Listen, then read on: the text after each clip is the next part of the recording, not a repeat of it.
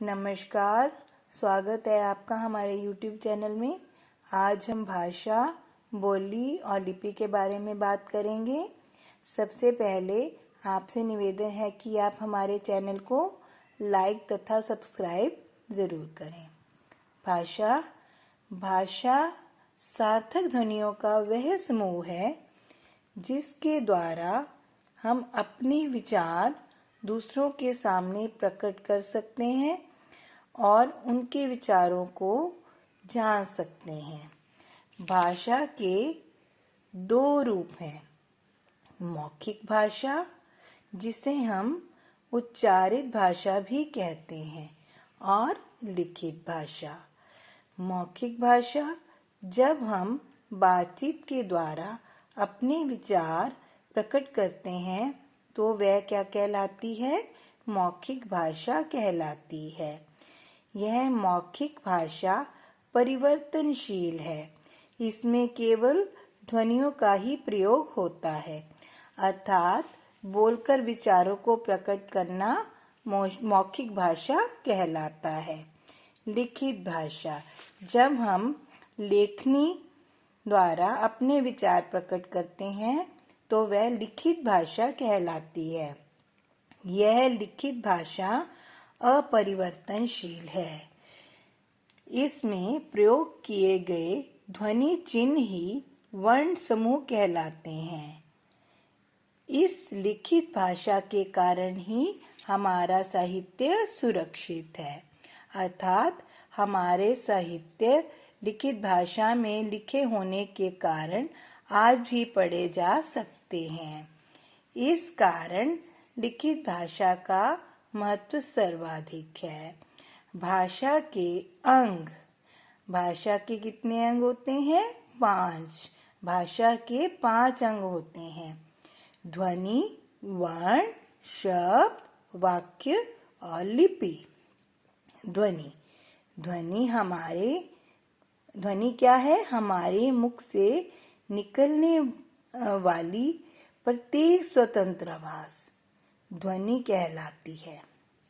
वर्ण वह मूल ध्वनि जिसके और टुकड़े ना हो सकें वर्ण कहलाते हैं, जैसे अ, आ, ई, उ, ए, क, च, ट, प और त आदि। शब्द क्या हैं? वर्णों के सार्थक समूह को शब्द कहते हैं, जैसे क, स, र और त।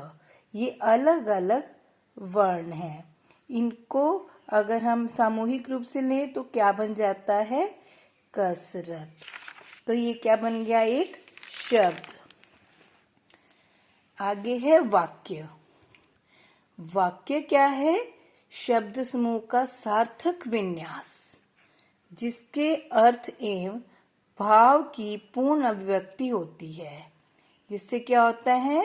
जिससे अर्थ एवं भाव की पूर्ण अभिव्यक्ति होती है।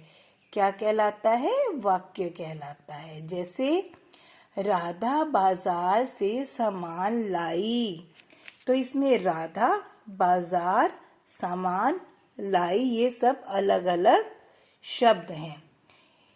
इससे शब्दों के सार्थक में से ही वाक्य बना है।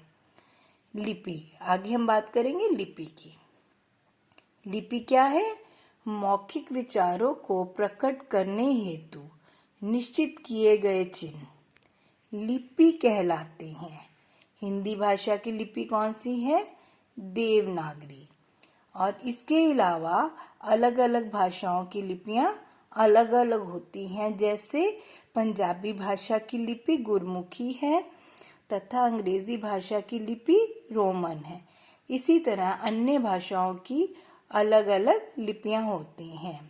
आगे हम बात करेंगे बोली। बोली क्या है? देश के विभिन्न क्षेत्रों में बोली जाने वाली भाषा बोली कहलाती है।